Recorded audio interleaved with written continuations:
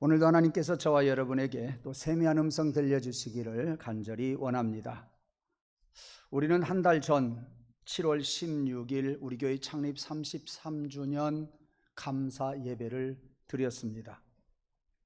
33주년은 예수님의 공생애를 마치고 십자가에 달려 돌아가신 연세가 33세였기 까닭에 많은 의미가 있다 하는 말씀을 드렸습니다.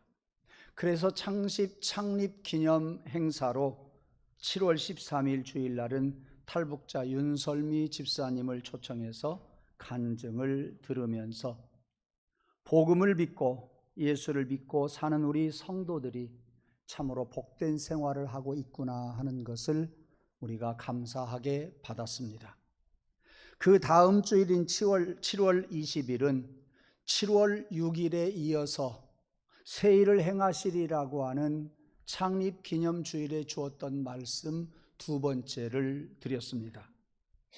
이사야 6장 17절 말씀에 보면 보라 내가 새 하늘과 새 땅을 창조하리니라고 하는 말씀을 7월 5일 날 주셨기 까닭에 그것이 33주년을 맞는 우리 교회에 주시는 말씀으로 믿고 저는 퍽이나 기뻐하면서 여러분에게 말씀 전했습니다.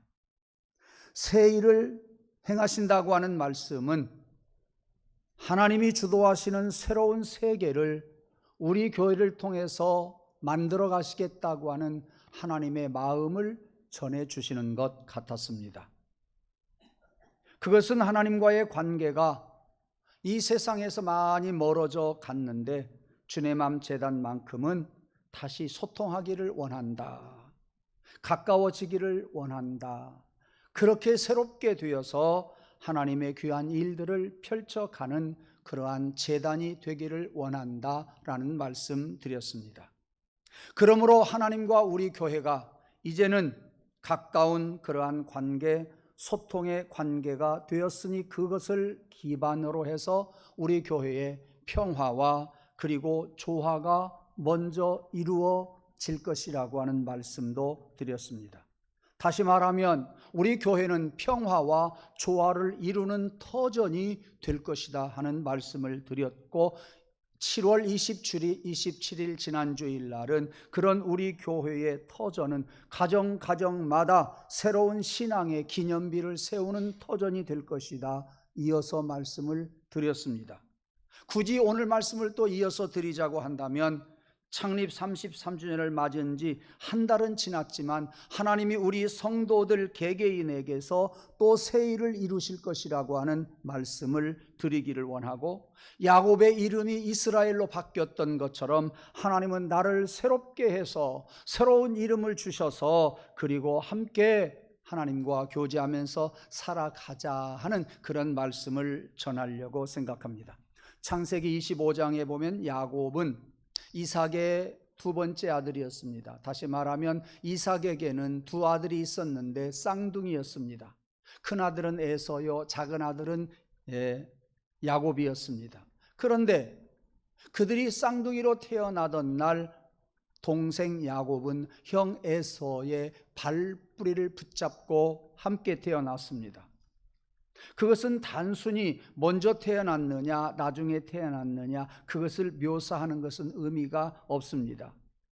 창세기 25장 26절에 보면 후에 나온 아우는 손으로 에서의 발꿈치를 잡았으므로 그의 이름을 야곱이라 하였으며 그랬습니다. 즉 야곱이라고 하는 이름의 뜻은 발꿈치를 붙잡다라는 의미요, 그 이름은 속이다는 뜻이요, 그 이름은 뒤쫓자는 그러한 의미입니다. 이 말의 뜻은 야곱은 뱃속에서부터 형 에서를 이기려는 듯한 경제 본능을 가지고 태어난 것 같습니다. 발꿈치를 붙잡는다고 하는 것은 너 먼저 못 나가, 나랑 함께 나가. 어쩌면 야곱이 그런 이야기를 하면서 발꿈치 꽉 붙잡고 함께 나오지 않았나 개인적으로 그렇게 재미있게 생각을 해봅니다. 그러한 야곱의 몸부림, 야곱의 애타는 야망, 그 속에서 발꿈치를 잡는 그 모습 속에서 우리가 한번 의미 있게 생각해 볼 수가 있습니다. 그래서 훗날 그는 그러한 야망을 가지고 태어났기 까닭에 형에게로부터 장자의 명분을 빼앗게 되었고, 나이 많은 이삭 아버지를 속여서 장자의 축복을 받는 그런 일을 해내지 않았습니까? 그러니까 야곱은요, 속이기나 하고, 야곱은 발꿈치나 붙잡고, 야곱은 뒤쫓아 사람들의 뒤통수를 치는 그런 삶이었습니다마는, 오늘 중요한 메시지는 뭐냐? 하나님은 그의 이름을 바꾸어서 하나님이 그를 사용하심으로 하나님의 큰 일을 행하시게 되었다 하는 말씀입니다. 구약성경 여기저기 보면 아브라함의 하나님, 이삭의 하나님, 야곱의 하나님이라고 일컬어질 만큼 한 역사 속에 야곱이 끼어드는, 그러한 야곱을 하나님의 큰 역사 속에 끼어서 사용하게 되는 인물로 사용하셨다고 하는 말씀입니다. 어디 그뿐입니까? 그는 발꿈치를 단단히 붙잡고 늘어지고 끈질기게 했던 그러한 사건이 또 하나 있습니다. 형을 따라다니고 삼촌 라반의 집에 가서 20년 동안 라반의 집에서 종살이도 했습니다.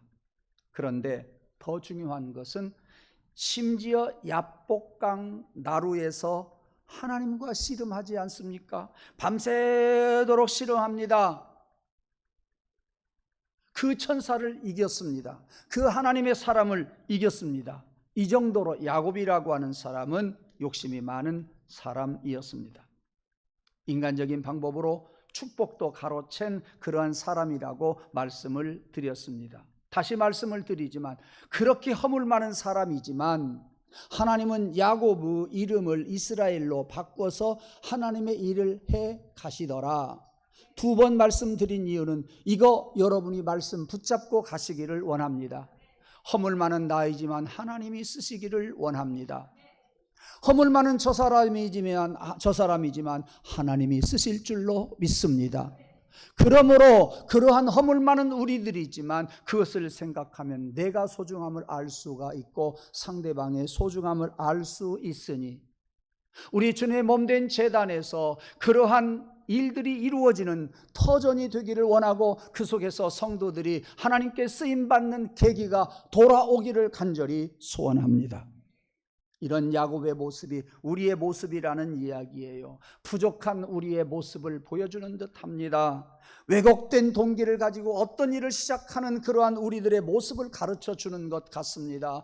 욕심을 가지고 사람을 대하는 우리들의 모습이요, 겉으로만 신앙생활하는 우리들의 모습이요, 인간적인 생각만 가지고서 신앙생활한다고 하는 우리들의 모습을 적나라하게 야곱을 통해서 가르쳐주고 있으며, 야곱 같은 사람을 그래도 들어 쓰셔서 사용하시는 하나님이 여러분들도 들어 사용하실 줄로 믿습니다.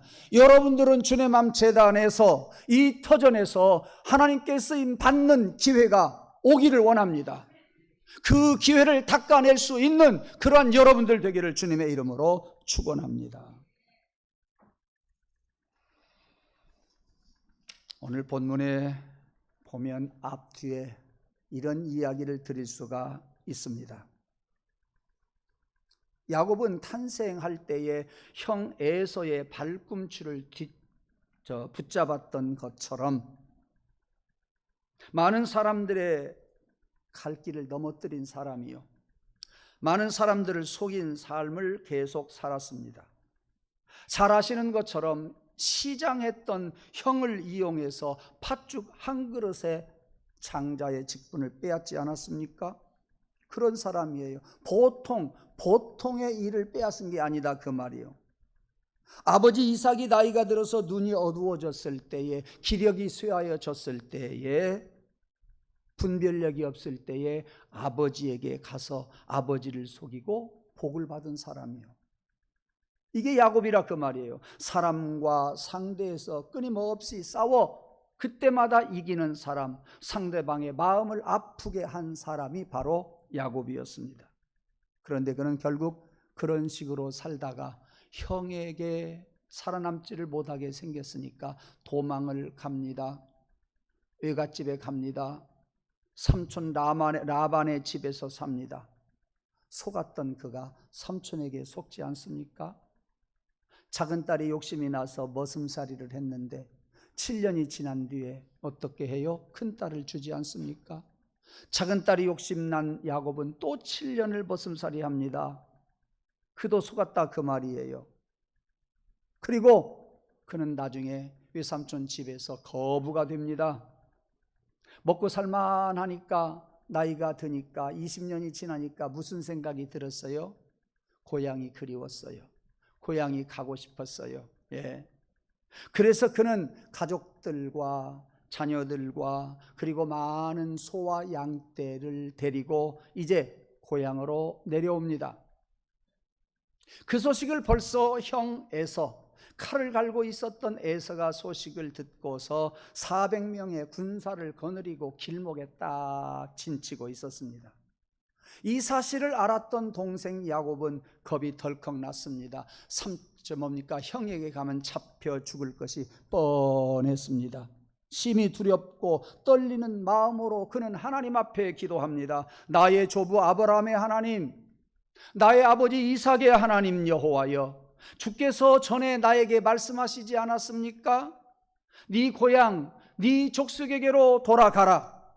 내가 너희에게 은혜를 베풀리라. 그렇게 말씀하시지 않았습니까? 그러니 이제 내가 주께 간구하오니 내 형 에서의 손에서 제발 나를 건져 주세요. 내가 그를 두려워하는 것은 그가 와서 나와 내 처자를 칠까 겁이 납니다 라고 32장 9절에서 11절까지 그렇게 겁내하는 것을 볼 수 있습니다. 오늘 본문으로 돌아오면 그렇게 겁내하던 야곱이 기도하고 있네요.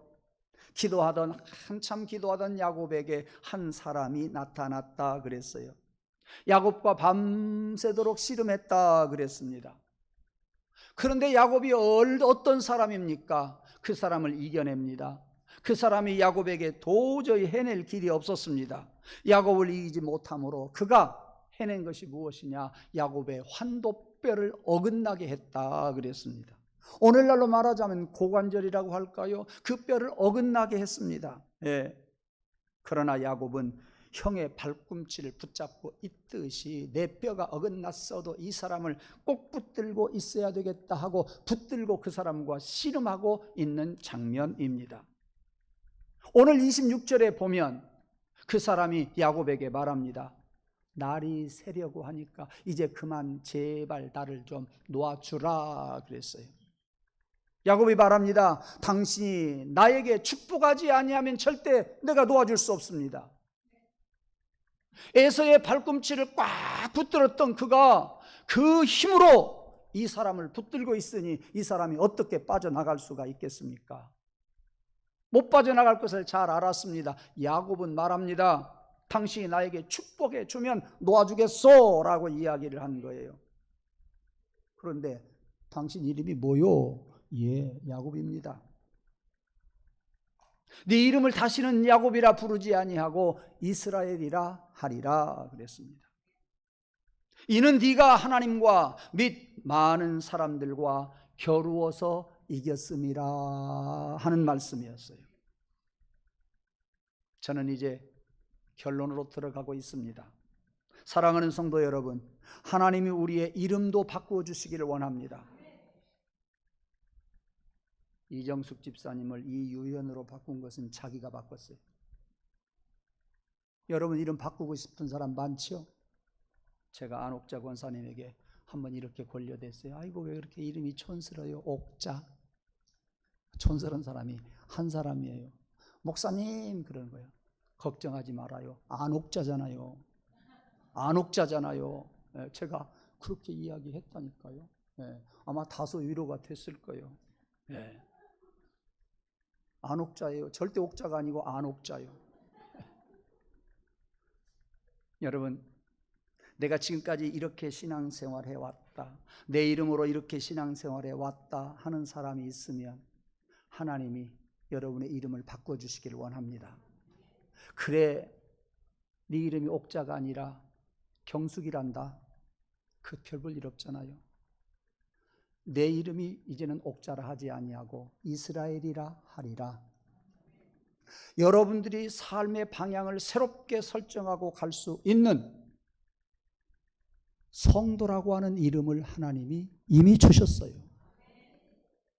내가 이제 새 눈을 열어서 갈 수 있는 이름, 성도라고 하는 그 이름을 하나님이 주신 것을 생각하고 나는 성도이다. 나는 하나님이 지어주신 이름 성도이다. 기억하십시오. 집사보다 성도가 좋습니다. 권사보다 성도가 좋고요. 장로보다 성도가 좋고요. 그럼 목사보다 성도가 좋을까요? 나쁠까요? 목사보다 더 좋은 이름이 성도입니다. 그래서 저는 하관을 할 때마다 그 명전에다가 성도 누구 하는 것을 제일로 빛나게 바라보고 있습니다. 집사 누구보다도, 목사 누구보다도 성도 누구라고 하는 것이 제일 빛나 보인다고 하는 것을 여러분 기억하시기를 바랍니다. 여러분의 이름을 이미 하나님께서 성도로 바꾸어 주었으니 성도라고 하는 이름으로 살아가시고, 성도답게 살아가시고, 성도의 이름의 명예를 훼손하지 않는 그런 하나님의 성도들이 되기를 간절히 원합니다. 우리들도 그렇고요, 야곱도 그렇고요. 우리가 믿기 전에는 세상을 쫓아가는 사람들이었습니다. 육신을 쫓아가는 사람이었어요. 세상에 속한 사람, 육신에 속한 사람이었어요. 그러나 이제 성도가 되었으니 그로 말미암아 이제 우리는 하나님의 뜻을 따라가야 합니다. 하나님의 말씀을 순종해야 합니다. 하나님을 바라보면서 살아가는 하나님의 성도 되어야 합니다. 여러분, 순수한 평범한 이야기 같으나 이 말씀이 제 속에서는 절절히 지금 말씀이 전해지고 있는데, 그것이 무엇이냐? 성도라 하니 하나님을 볼 수 있는 성도가 되십시오. 세상의 것들, 육에 속한 것들을 내려놓을 수 있는 믿음이 여러분에게 있기를 간절히 원합니다. 성도가 커 보이기를 원합니다. 성도가 빛나 보이기를 원합니다. 육에 속한 사람들을 위해서 기도할 수 있고, 기도하면서 성도의 자리로 올라올 수 있는 여러분 되기를 간절히 원합니다. 하나님 그래서 바라보아야 돼요. 하나님의 소리에 귀 기울여야 돼요. 하나님의 마음을 이해할 수 있어야 돼요. 성도가 되어야 그게 가능해요. 성도가 되고자 하는 간절함이 여러분에게 있기를 원하고, 성도가 된 여러분들에게 하나님이 보이고 하나님의 음성이 듣고 하나님의 말씀을 보는 그러한 삶이 되기를 주님의 이름으로 축복합니다. 이 사람이 1년 지나고 5년 지나고 10년 지난 후에 여러분의 영적인 삶은 풍요로워질 줄로 믿습니다. 세상 어떤 사람들보다도 풍요롭게 살아가는 영적인 사람들이 될 줄로 믿습니다. 아까도 말씀을 드렸습니다마는 야곱이 오늘 본문 앞에 보니까 야복 나루터에서 하나님과 씨름하여 이긴 자리가 이름을 뭐라고 그랬어요? 브니엘이라 그랬어요. 브니엘이라고 하는 이름의 뜻은 하나님과 대면한다라는 뜻이기도 하고 하나님의 얼굴이라고 하는 뜻이기도 합니다. 하나님을 믿는 자는 하나님을 대면해야 합니다. 하나님을 믿는 성도는 하나님을 자꾸 만나야 됩니다. 세상만 만나면은 세상 사람 쫓아가요. 하나님 만나가면 하나님을 닮아간답니다. 여러분, 하나님 만나기를 원합니다. 더 가까이 가서 만나기를 원합니다. 얼굴과 얼굴을 대하듯이 하나님을 대하는 여러분 되기를 주님의 이름으로 축복합니다. 제가 왜 이런 말씀을 더 간절히 드리느냐 하면, 여러분들, 우리는 지금 세상이 너무나 어지러워요. 너무나 힘들잖아요. 폭염도 있어요. 민심이 너무나도 흉흉해져 있습니다. 사람들은요, 하나님을 바라보지 아니하고 세상만 바라보고 세상 사람들과 똑같이 우리 성도들이 살아가고 있습니다. 엿새 동안 우리는 세상을 향해서 열심히 달려왔다가 온 것 같아요.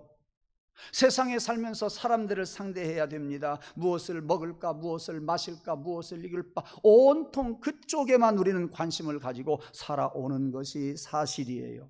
그러니까 세상에 헤매이다가 주일날 교회에 왔다, 그런 이야기인데, 주일날 교회에 온 것만은 제가 생각할 때 얼마나 다행스러운지 몰라요. 세상에서 온통 헤매이다가 주일날 제단에 찾아온 것이 너무도 다행스럽다. 왜? 와서 하나님을 볼 수 있기 때문이다. 세상을 바라보면서 수평적으로 살아갔던 우리들이 주일날 제단에 와서 수직적으로 하나님을 바라보고 하나님이 나를 수직적으로 세워놓을 수 있는 예배가 이 예배가 되었으니 얼마나 다행이냐 그 말이요.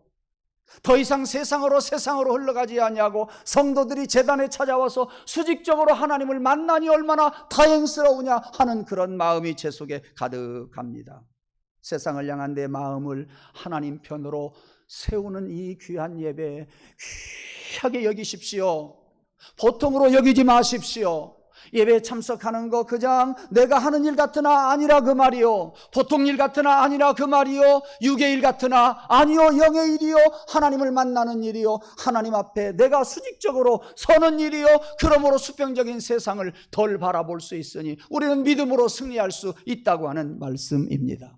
목사가 뭐예요? 교인들을 세워주는 일을 하는 것이 목회예요. 수평적으로 세상에 살다가 온 우리 사랑하는 성도들을 수직적으로 하나님을 만나라고 하는 것이 목사의 외침이요. 그 소리를 듣고서 여러분들이 자기를 성찰하라고 하는 그러한 이야기입니다. 그런데 주일날 겨우 세워놓으면 또다시 세상을 향해서 가고 수평적인 세상을 바라보면서 살아가는 그러한 우리들의 모습을 볼 때 안타까운 것은 사실입니다. 그러나 주일이면 교회에 오십시오. 주일이면 제단에 찾아와서 예배하십시오. 수평적으로 세상에 흘러간 것 같으나 주일날만 찾으면 여러분의 신앙은 유지할 수 있을 것입니다. 여러분의 신앙은 조금씩 성숙하게 될 줄로 믿습니다. 넘어진 듯 하나 다시 여러분들은 세움을 받고 하나님 앞에 수직적으로 세워져서 영으로 살아가게 될 줄로 믿습니다. 주일이 뭐냐? 넘어지는 교인들을 세우는 일이요. 기울어지는 교인들을 세우는 날이요. 목사가 뭐냐? 그 일을 감당하는 사람이 목사이고 그 일이 뭐냐? 그것이 목회입니다. 우리는 하나님 앞에 설 때마다 내 이름을 바꿔주세요. 내 눈을 열어주세요. 나를 성도 누구누구라고 해주세요. 예, 그러한 간절함이 있으면 내가 하나님을 바라봅니다. 하나님을 바라보는 것이 보통 바라보는 거 아닙니다. 하나님께 두 손 모읍니다. 보통 모으는 것이 아닙니다. 하나님의 소리를 들을 수 있습니다. 진정한 하나님의 소리를 듣고서 우리는 하나님을 쫓아갈 수가 있습니다. 그러므로 하나님 내 이름을 바꿔주세요. 성도라고 불러주세요. 또 다른 이름 있으면 나에게 걸맞는 말을 이름을 주세요라고 간절하게 고대할 때에 내 영은 하나님께로 향하게 될 줄로 믿습니다. 내 이름을 야곱이라 하지 말고 이스라엘이라 하라 하신 하나님, 야곱에게 그런 새 이름을 주셨듯 여러분 사람을 상대하는 자로 여러분 끝나지 마시기를 바랍니다. 세상에 가서 사람을 상대하는 자가 아니라 제단에 찾아와서 하나님을 대면하고 하나님의 얼굴 보고 그저 우리가 영으로 살아갈 수 있는 힘을 주일마다 공급받고 돌아갈 수 있기를 주님의 이름으로 축복합니다. 그의 이름만 바꿔주신 것이 아닙니다.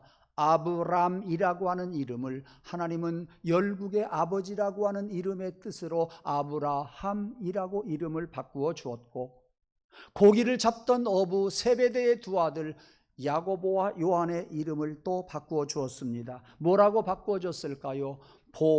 보아너게라고 하는 이름으로 바꾸어 줬는데 그 보아너게라고 하는 이름의 뜻은 우레의 소리, 천둥의 소리, 번개의 소리다 그 말씀입니다.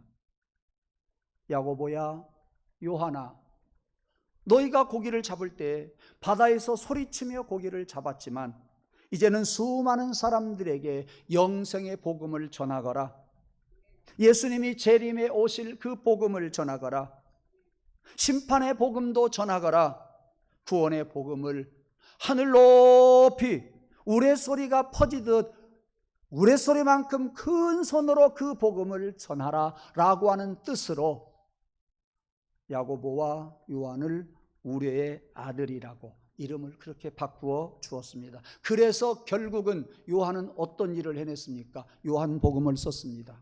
요한 1서와 요한 2서와 요한 3서도 썼습니다. 그리고 요한 계시록도 쓰게 되었습니다. 믿지 않는 자들에게 그 말씀을 통해서 심판과 멸망과 구원을 많이 전해 주었는데 어떤 우레소리보다도 큰 소리로 오늘까지 전해지고 있으니 요한복음을 통해서 요한 1, 2, 3서를 통해서 요한계시록을 통해서 여러분들의 귀가 열리기를 바라고 여러분들의 입술에서 우레소리와 같은 복음을 증거하는 그러한 성도가 되기를 주님의 이름으로 축복합니다. 여러분의 이름이 어디에서 왔습니까? 이제는 결론입니다. 하늘에서 왔다고 믿으십시오. 한번 자기 이름을 부릅시다. 시작. 아이고, 옥자라 좀 촌스러워서 안 부르겠대요. 그러면 경숙이는 안 촌스러워요? 다 그게 그거요. 순자, 옥자, 다 그게 그거예요. 그러나 하나님이 주신 이름으로 믿으십시오. 하나님이 주신 이름인 줄로 믿습니다. 이름을 불러봅시다. 시작. 하늘에서 들려오는 음성으로 들으십시오. 하나님이 불러주시는 이름으로 들으십시오. 왜? 하나님은 여러분들의 이름을 창세전에 예정하신 줄로 믿습니다. 그리고 여러분들을 보내서 여러분들에게 그 이름을 주신 줄로 믿습니다. 하나님에게서 하나님이 나를 이 땅에 보내주시고 하나님이 내 이름을 지어서 불러주셨다고 하는 말은 대단히 중요합니다. 나의 정체성을 확실하게 가르쳐 주는 거예요. 나는 어디서 왔느냐? 나그네가 아니라 하나님이 보내서 왔다. 내 이름이 무엇이냐? 야곱이냐? 이스라엘이냐? 내 이름은 하나님이 지어주셔서 내 이름이 되었다. 나는 하나님께로부터 왔고 하나님의 사람이다. 이 정체성을 가지고 살아갈 때 우리의 삶의 목표가 분명합니다. 우리의 삶의 방법이 틀어지지 않습니다. 우리가 살아가는 가운데 하늘의 소망을 두고 살아갈 수가 있으니 여러분들 하나님이 주신 이름으로 믿으십시오.